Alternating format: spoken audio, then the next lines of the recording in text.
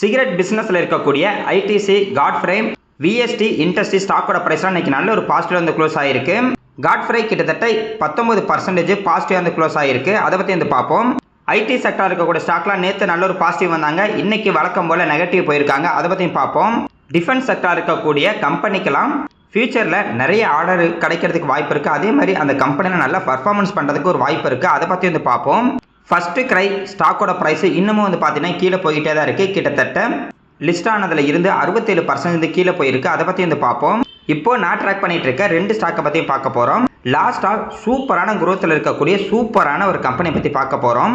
Nifty 50 இன்னைக்கு வந்து பாத்தீங்கன்னா கிட்டத்தட்ட 78 புள்ளி பாசிட்டிவ் வந்து க்ளோஸ் ஆயிருக்கு. மேக்ஸிமம் இன்னைக்கு எல்லா இண்டெக்ஸ் வந்து பார்த்தீங்கன்னா பாசிட்டிவாக தான் இருந்தாங்க. பேங்க் கூட கிட்டத்தட்ட 0.75% பாசிட்டிவ். எம்ஓ டிஃபென்ஸ் வந்து பார்த்தீங்கன்னா 0.73% பாசிட்டிவ். சில்வர் இன்னைக்கு ஒரு 1.5% பாசிட்டிவ் வந்து க்ளோஸாக இருக்காங்க. கோல்டு பீஸ் கூட ஃப்ளாட்டாக இருந்தாங்க, கொஞ்சம் தான் வந்து நெகட்டிவ்ல இருந்தாங்க. ஆட்டோ பீஸ் 0.63% பாசிட்டிவ். பார்மா பீஸ் 0.22% பாசிட்டிவ். ஐடி வந்து பார்த்தீங்கன்னா கிட்டத்தட்ட 1.26% வந்து நெகட்டிவ்ல இருந்தாங்க. இதை பற்றி பார்ப்போம். மிட் 150 பீஸ் 0.20% வந்து பாசிட்டிவ்.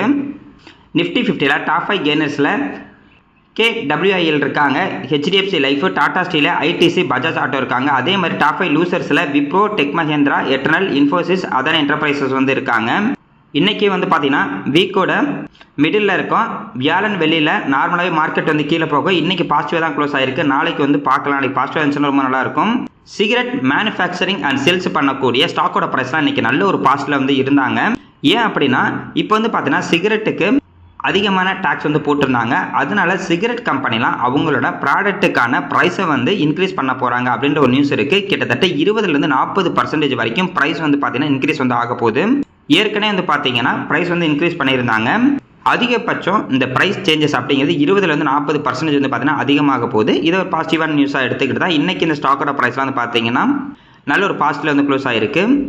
ஐடிசி கிட்டத்தட்ட 2% பாசிட்டிவ் இருந்தாங்க. காட்ஃப்ரே வந்து பார்த்தீங்கன்னா கிட்டத்தட்ட 19% வந்து பாசிட்டிவ் இருந்தாங்க. விஎஸ்டி இண்டஸ்ட்ரீஸ் வந்து பார்த்தீங்கன்னா கிட்டத்தட்ட 3% பக்கத்தில் வந்து பாசிட்டிவ்ல இருந்தாங்க.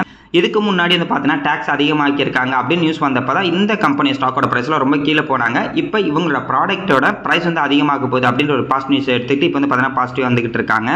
ஏன்னா ப்ராடக்ட் காஸ்ட் வந்து அதிகமானுச்சுன்னா இவங்களுக்கு வரக்கூடிய அந்த ரெவன்யூ வந்து பார்த்தீங்கன்னா அதிகமாகும், ப்ளஸ் ப்ராஃபிட் வந்து அதிகமாகும். ஏற்கனவே இந்த ஸ்டாக்கோட ப்ரைஸ்லாம் அதோட ஹையில் இருந்தனால லோ ப்ரைஸில் இப்போ வந்து ட்ரேட் ஆகிட்டு இருக்கு. இப்போ வந்து பார்த்தீங்கன்னா பாசிட்டிவ் நியூஸாக எடுத்துக்கிட்டு இன்க்ரீஸ் ஆகுது. அப்படியே இன்க்ரீஸ் ஆனிச்சுன்னா இதெல்லாம் யாரெல்லாம் முதலீடு பண்ணியிருக்காங்களோ அவங்க எல்லாரும் சந்தோஷமா இருப்பாங்க. நம்ம வெயிட் பண்ணி பார்ப்போம். ஐடி செக்டார் இருக்கிற ஸ்டாக்லாம் இன்னைக்கு வந்து பார்த்தீங்கன்னா கீழே போயிருக்காங்க. இதுக்கு முன்னாடி பார்த்தீங்கன்னா ஏஐ சாஃப்ட்வேர் புதுசாக வந்திருக்கு அப்படின்ற ஒரு நியூஸ் வந்துச்சு போன வாரம். அப்போ வந்து பார்த்தீங்கன்னா ஐடி செக்டார் இருக்கக்கூடிய எல்லா ஸ்டாக்கோட ப்ரைஸும் கீழே போனாங்க. நேற்று வந்து பார்த்தீங்கன்னா இன்ஃபோசிஸ் வந்து நாங்கள் வந்து ஏஐ கூட வந்து டைப் வந்து வைக்க போகிறோம் அப்படின்ற ஒரு பாசிட்டிவ் நியூஸ் வந்துச்சு. அதனால நேற்று வந்து பார்த்தீங்கன்னா ஐடி செக்டார் இருக்கக்கூடிய ஸ்டாக்லாம் வந்து கொஞ்சம் இன்க்ரீஸ் ஆனாங்க.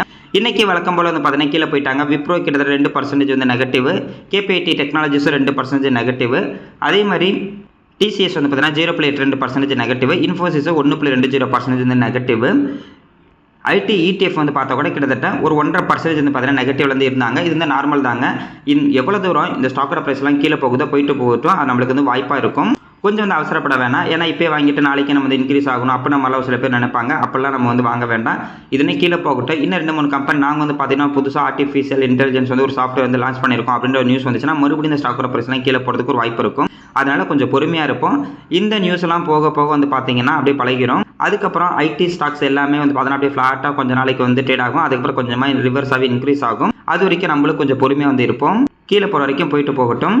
டிஃபென்ஸ் கம்பெனிக்கெல்லாம் நிறைய ஆர்டர் கிடைக்கிறதுக்கு வாய்ப்பு இருக்குன்னு ஒரு நியூஸ் வந்து சொல்லியிருக்கு. அதே மாதிரி நிறைய அனலிஸ்ட் வந்து அதை சொல்லிட்டு இருக்காங்க. ஏன் அப்படின்னா நம்ம இந்தியாவை பொறுத்த வரைக்கும் நம்ம வந்து மேக் இன் இந்தியா அப்படின்ற ஒரு கான்செப்ட் தான் போகிறோம். அதாவது டிஃபென்ஸ் செக்டருக்கு தேவையான ப்ராஜெக்ட் எல்லாமே இந்தியன் கம்பெனி கிடைக்கிறதுக்கு நிறைய வாய்ப்பு இருக்குது.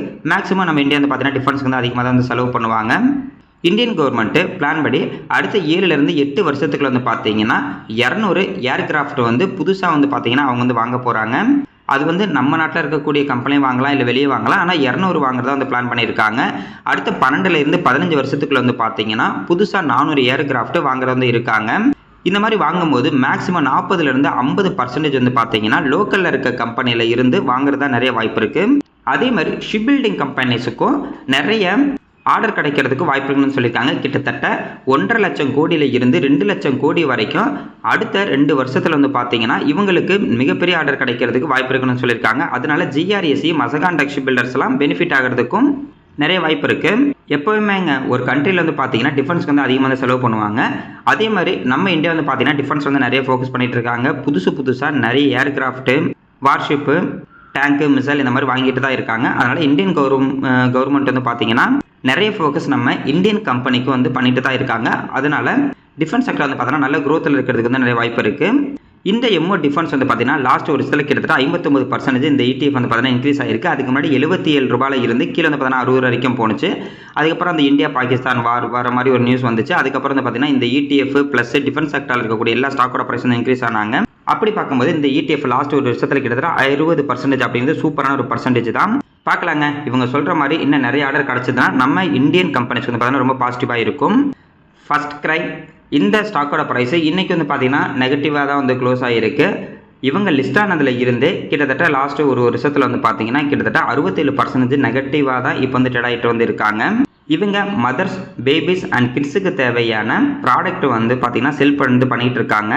இவங்களோட ப்ராடக்ட் வந்து பார்த்தீங்கன்னா ட்ரெஸ்ஸஸ் வந்து செல் பண்ணிட்டு இருக்காங்க. டாய்ஸு, ஷூவு, செருப்பு எல்லாமே வந்து பார்த்தீங்கன்னா செல் வந்து பண்ணிகிட்டு இருக்காங்க.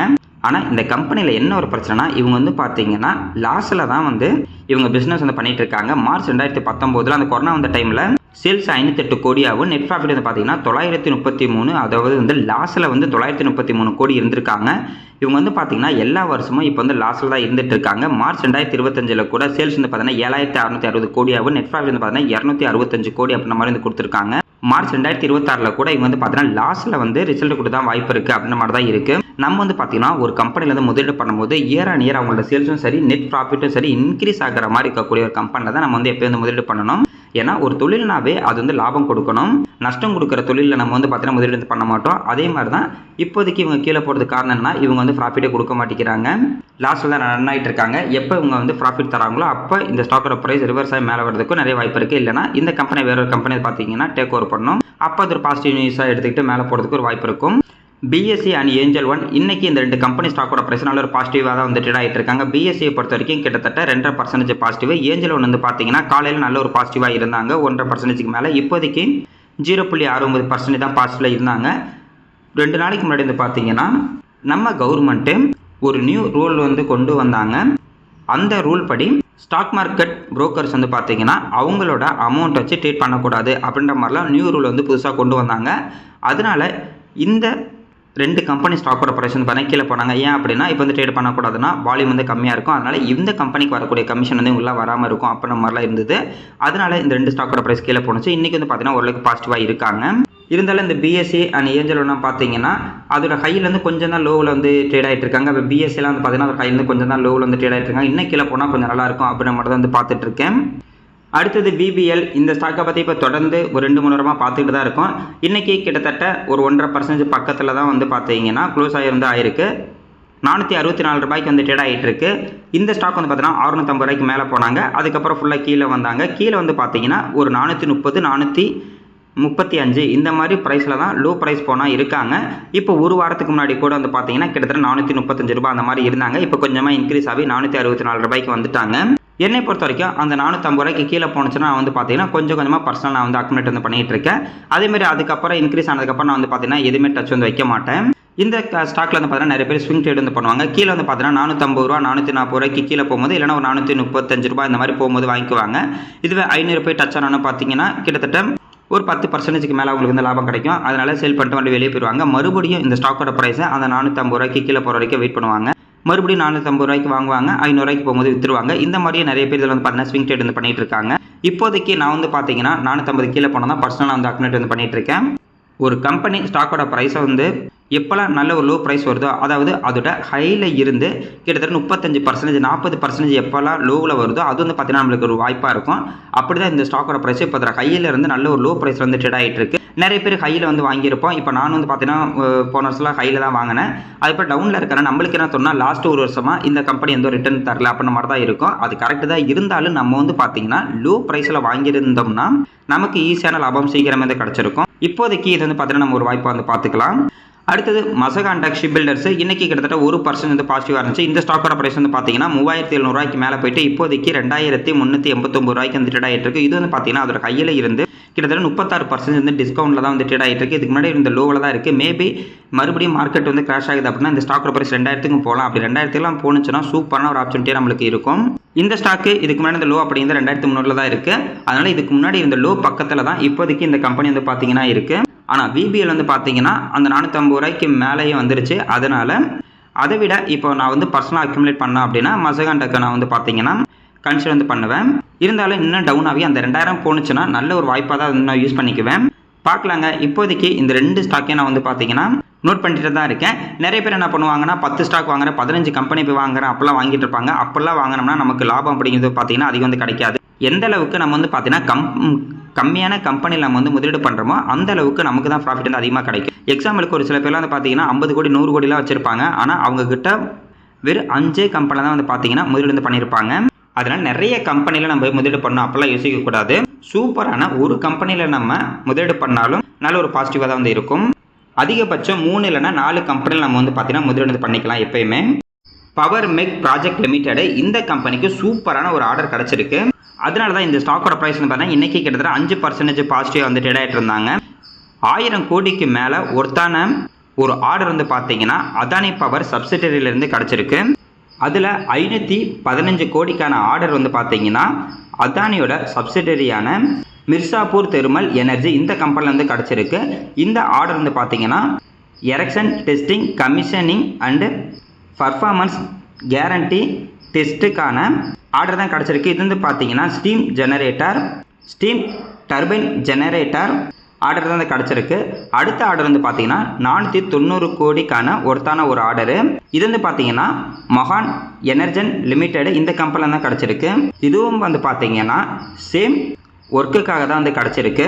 இந்த 2 ஆர்டரும் இந்த கம்பெனி கிட்டத்தட்ட அடுத்த 36 மாதத்துக்குள்ளே வந்து பார்த்தீங்கன்னா முடிக்கிறதா வந்து சொல்லியிருக்காங்க. எப்படி பார்த்தாலும் இந்த ஆர்டர் வந்து பார்த்தீங்கன்னா சூப்பரான ஒரு ஆர்டர் தான். பவர் மேக் ப்ராஜெக்ட்டு இந்த கம்பெனியை பற்றி தான் நம்ம ஃபுல் டீட்டெயில் வந்து பார்க்க போகிறோம். சூப்பரான க்ரோத்தில் இருக்கக்கூடிய ஒரு கம்பெனி. இந்த கம்பெனி வந்து பார்த்தீங்கன்னா இன்ஜினியரிங் அண்ட் கன்ஸ்ட்ரக்ஷன் கம்பெனியாக வந்து இருக்காங்க. அதுவும் இல்லாமல் இவங்களோட சொல்யூஷன் அப்படின்னு வந்து பார்த்தீங்கன்னா எரெக்ஷனு டெஸ்டிங்கு கமிஷனிங்கு ஆப்ரேஷன் மெயின்டெனன்ஸ் வந்து பண்ணிகிட்டு இருக்காங்க. எதுக்குன்னா பாய்லர்ஸு டர்பைன்ஸு ஜெனரேட்டர் அண்டு பிளான்ட்டுக்கு தான் இவங்களோட சர்வீஸ் வந்து பார்த்தீங்கன்னா இருந்துகிட்டு இருக்கு. சிவில் ஒர்க்கை பொறுத்த வரைக்கும் கிட்டத்தட்ட 46% பிஸ்னஸ் வந்து பண்ணிக்கிட்டு இருக்காங்க. சிவில் ஒர்க்குங்கிறது பார்த்தீங்கன்னா railways metro road and water project எல்லாத்துக்கும் இவங்க வந்து பண்ணிகிட்டு இருக்காங்க. அதே மாதிரி தெர்மல் பவர் செக்மெண்ட்டில் வந்து பார்த்தீங்கன்னா ஆப்ரேட்டிங் அண்ட் மெயின்டெனன்ஸில் கிட்டத்தட்ட 33% இவங்க பிஸ்னஸ் வந்து பார்த்தீங்கன்னா பண்ணிட்டுருக்காங்க. எரெக்ஷன் ஒர்க்கில் 17%, எலக்ட்ரிக்கலில் 1% பிஸ்னஸ் வந்து பண்ணிட்டு இருக்காங்க. மேக்ஸிமம் இவங்களோட கிளைண்ட் வந்து பார்த்தீங்கன்னா Adani, BHEL, LNT, Vedanta, Tata power, NTPC, ONGC, GMR, Indian oil corporation, NMDC, CCL இந்த மாதிரி நிறைய கம்பெனி இருக்காங்க. அதே மாதிரி இன்டர்நேஷ்னலாக பார்க்கும்போது சிமெண்ட்ஸு, LNT பவரு, ஹூண்டாய், காமா, நோமேக் எல்லாமே இவங்களோட கிளைண்ட்டாக தான் வந்து இருக்காங்க. இவங்க வந்து பார்த்தீங்கன்னா இந்தியாவில் மட்டும் கிடையாது, எக்ஸ்போர்ட்டும் இவங்க வந்து பண்ணிகிட்ருக்காங்க. அதாவது Morocco, Saudi, Sudan, Jordan, Iraq, Oman, UAE, Sri Lanka இந்த மாதிரி நிறைய கண்ட்ரிலேயும் இவங்களோட சர்வீஸ் அப்படின்னு பார்த்தீங்கன்னா இருந்துக்கிட்டு தான் இருக்குது. இவங்களோட பிஸ்னஸ் வந்து பார்த்தீங்கன்னா சூப்பரான ஒரு பிஸ்னஸ்ஸு. எங்கெல்லாம் பிளான்ட் இருக்கோ அவங்க வந்து பார்த்தீங்கன்னா இவங்களோட சர்வீஸ் வந்து பண்ணிகிட்டு இருக்காங்க. மார்க்கெட் கேப்பு 6895 கோடிக்கு மேலே வந்து இருக்குது. ஸ்டாக்கோட பி ரேஷியோ இப்போதைக்கு 20 இருக்குது. இன்ட்ரெஸ்ட் பி ரேஷியோ 14 இருக்காங்க. புக் வேல்யூ 723 இருக்குது. Dividend yield 0.06%. ROCE 22% மேலே இருக்குது. ROE 16% மேலே இருக்குது. ROIC 21% மேலே இருக்குது. OPM 11% மேலே வந்து இருக்குது.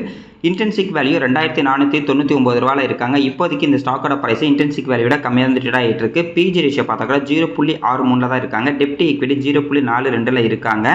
ப்ரைஸ் டு புக் வேல்யூ பார்க்கும்போது 2.97 இருக்குது. ஓவரால் அந்த ரேஷியோ வந்து பார்த்தீங்கன்னா சூப்பரான ஒரு ரேஷியோ. அடுத்தது இவங்களோட ப்ராஃபிட் அண்ட் லாஸ் ஸ்டேட்மெண்ட் வந்து பார்க்கலாம். மார்ச் 2014 இவங்களோட சேல்ஸ் 1200 கோடியாகவும் நெட் ப்ராஃபிட் வந்து பார்த்தீங்கன்னா வெறும் 68 கோடியாக தான் இருந்திருக்கு. இதுவே மார்ச் 2025 இவங்களோட சேல்ஸ் 5234 கோடியாகவும் நெட் ப்ராஃபிட் வந்து பார்த்தீங்கன்னா 348 கோடியாக வந்து இருக்குது.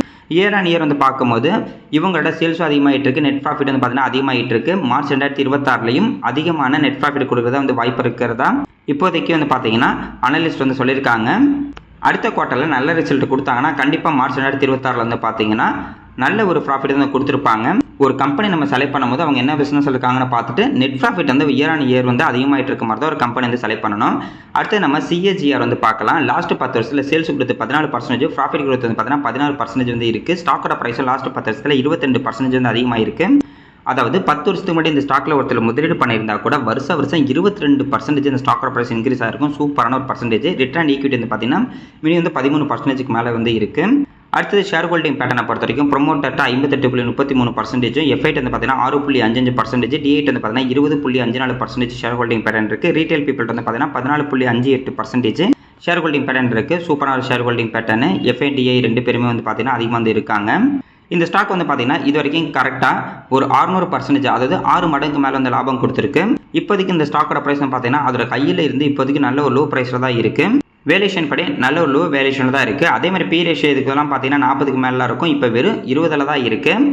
பி ரேஷியோ வந்து பார்க்கும்போது நல்ல ஒரு பி ரேஷியோவில் தான் இருக்குது. இது நமக்கு நல்ல ஒரு வாய்ப்பாக கூட இருக்கும். இதை நம்ம வந்து பார்த்தீங்கன்னா யூஸ் பண்ணிக்கலாம். இன்றைக்கி மார்க்கெட்டை பொறுத்த வரைக்கும் நிறைய இண்டெக்ஸ் பாசிட்டிவ் தான் இருக்குது. நாளைக்கும் பாசிட்டிவாக இருந்துச்சுன்னா ரொம்ப நல்லா இருக்கும்.